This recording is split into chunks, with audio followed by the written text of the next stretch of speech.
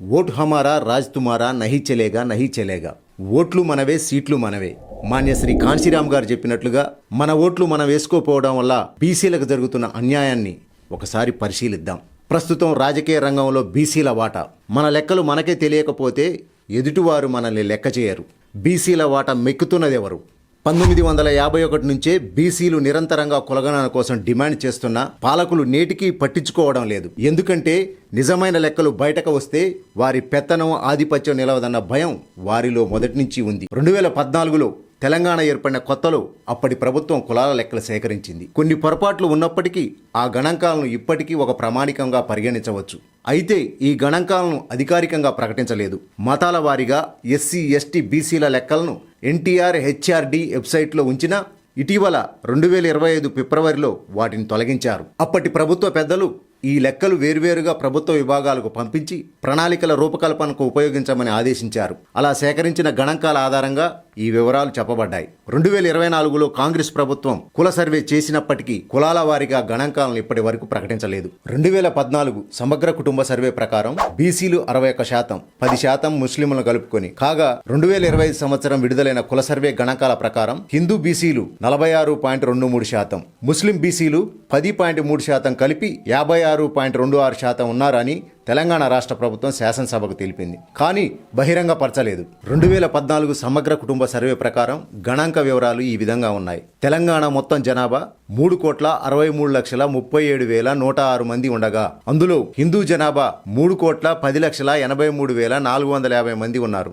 SC జనాభా 63,60,158 మంది ఉన్నారు. ఎస్టీ జనాభా 36,02,288 మంది ఉన్నారు. హిందూ బీసీ జనాభా 1,76,66,106 మంది ఉన్నారు. హిందూ ఓసీ జనాభా 34,54,898 మంది ఉన్నారు. ముస్లింలు 46,25,062 మంది ఉన్నారు. క్రిస్టియన్లు 4,48,128 మంది ఉన్నారు. సిక్కులు 56,191 మంది ఉన్నారు. బుద్ధులు 18,430 మంది ఉన్నారు. జైన్లు 23,569 మంది ఉన్నారు. ఇతరులు 82,276 మంది ఉన్నారు. తెలంగాణ శాసనసభకు ఎన్నికైన శాసనసభ్యుల కులాల విశ్లేషణ 1952 నుంచి 2023 వరకు ఒకసారి పరిశీలిస్తే మొత్తం ఎన్నికలు 16 సార్లు జరిగాయి. మొత్తం అసెంబ్లీ స్థానాలు 1741. న్యాయబద్ధంగా బీసీల జనాభా దామాషా ప్రకారం రావాల్సిన సీట్లు 847, కానీ వచ్చినవి 277. నష్టపోయిన సీట్లు 570.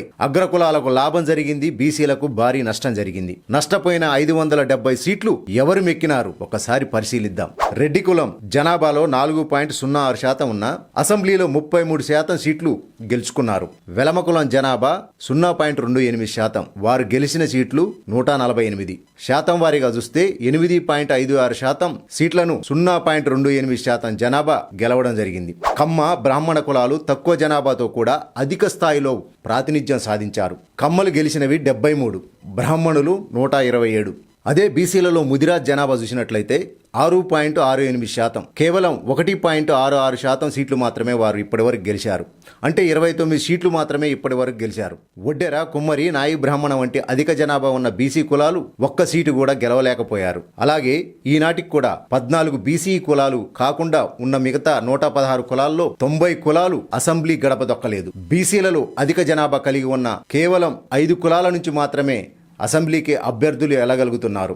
అగ్రకులాలైన రెడ్డి, వెలమ, కమ్మ, బ్రాహ్మణులు, వైశ్యులకు జనాభా దామాషా ప్రకారం రావాల్సిన సీట్లు 119, కానీ వారు గెలిచినవి 948. అదనంగా పొందింది 829. వారి జనాభా కంటే అదనంగా గెలుపొందినవి పూర్తిగా బీసీలవే. బీసీలారా ఇప్పటికైనా కళ్ళు తెరవండి. ఇది మన దేశంలో అమలవుతున్నటువంటి ప్రజాస్వామ్యం. బీసీఏలో ఉన్నటువంటి కొన్ని కులాలు ఈ రోజు కూడా గ్రామ పంచాయతీ పదవి కూడా దక్కించుకోలేని దుస్థితిలో ఉన్నాయి. మరి ఈ దుస్థితి మారాలంటే మొట్టమొదట ఆయా కులాల్లోని చదువుకొని కొంత ఆర్థికంగా బాగుపడ్డ వాళ్ళు ఖచ్చితంగా రాజకీయాల్లోకి రావాలి. రాజకీయ ఆకాంక్షలు పెంచుకోవాలి. అప్పుడే మీరు మీ బీసీ కమ్యూనిటీ బావుటాను ఎగరవేసిన వారవుతారు. ఆత్మ గౌరవాన్ని కాపాడిన వారవుతారు. బీసీ ప్రజలారా కళ్ళు తెరవండి. ఇప్పటికైనా మేల్కోండి. నష్టపోయింది చాలు. ఇంకా మరింత నష్టపోకుండా నూతన చైతన్యంతో ముందుకు దూసుకెళ్ళండి. ఇది కేవలం గణాంకాల ఆట కాదు, రాజకీయంగా నష్టపోయిన వాటాకు జరుగుతున్న అన్యాయానికి నిదర్శనం.